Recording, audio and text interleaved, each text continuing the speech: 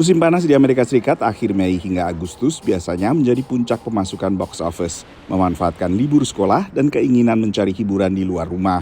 Historically, the summer movie season has been very important to studios because a lot of the most highly revenue-generating films of the year would come out in summer. Tapi pemasukan bioskop saat Memorial Day atau Hari Pahlawan AS pada 27 Mei akhirnya mengecewakan. Pemutaran perdana Furiosa, A Mad Max Saga, meraup $32 juta di bioskop domestik Amerika.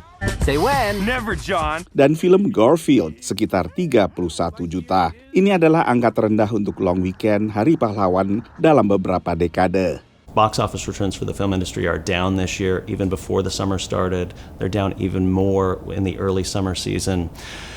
And there's just not a lot of consistent offerings over the course of the summer. The summer box office especially depends on momentum. You bring people into the theaters, they have a great experience, they see previews and advertisements for other films that they get excited about coming back to see.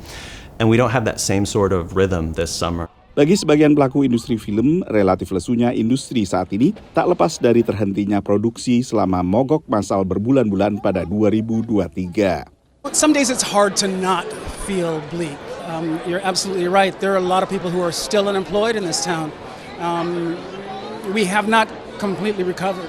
Bad Boys Ride or Die akhirnya menjadi film sukses pertama kali ini. Selama opening weekend, film ini meraup lebih dari $56 juta di box office domestik menurut pantauan Comscore.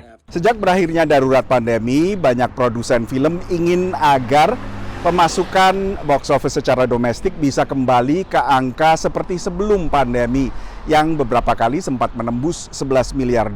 Tapi pada 2023 dengan sejumlah film yang luar biasa sukses termasuk Barbie dan Oppenheimer, akhirnya pemasukan domestik box office juga hanya pada kisaran $9 miliar. Tahun ini lebih banyak film sequel atau lanjutan. I also don't remember a year that was so heavily tilted towards remakes and franchise reboots and sequels and so on.